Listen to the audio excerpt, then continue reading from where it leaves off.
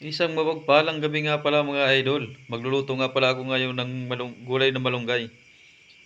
Ito po yung gulay ko na malunggay oh, at saka ito yung ihahalo ko. Ito po yung tira ko kanina na sardinas. Hindi ko naubos kaya lalagyan ko siya ng malunggay. At saka nagpakulo na nga po ako ng tubig mga idol. Ito gamit ang aking rice cooker. At kumukulo na rin po yung ating tubig. Kaya ilalagay na natin itong malunggay. Ayan oh. Wow. Vitamins talaga to mga idol. Ito yung pinakamasarap na gulay sa buong daigdig. Daigdig! Ano? Yan. At ilalagay din natin yung ating tirang sardinas. Diba? Isang sardinas lang, pero dalawang bisis iulam. Yan. Tingnan nyo naman ang itsura, oh. Talagang mapapawaw ka sa sarap. Asusansya.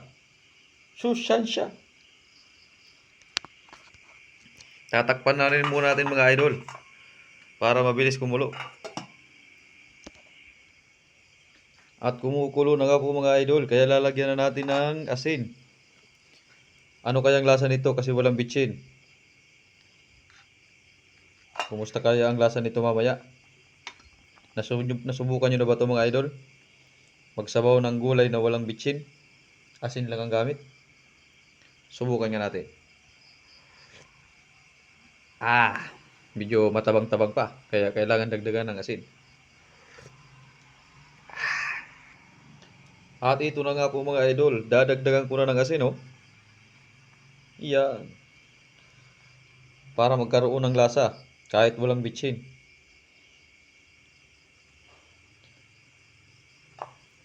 Tatakpan ulit natin.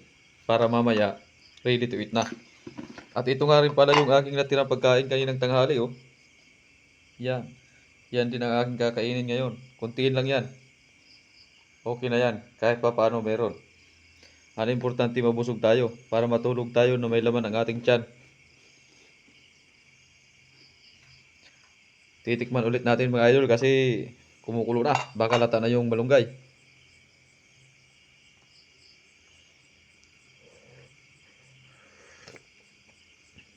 Okay na po. Pwede na kumain mga idol. Tara, let's go. Kain na. Tara, kain na po tayo mga idol. Ito na oh. Ito na yung sinabaw na gulay. Walang bitsin. Pero okay na.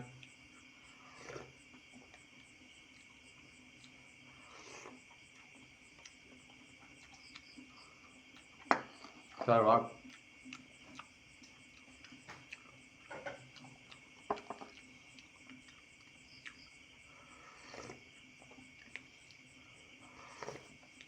Kayo mga idol, subukan nyo rin bang magsabaw ng walang bitsin?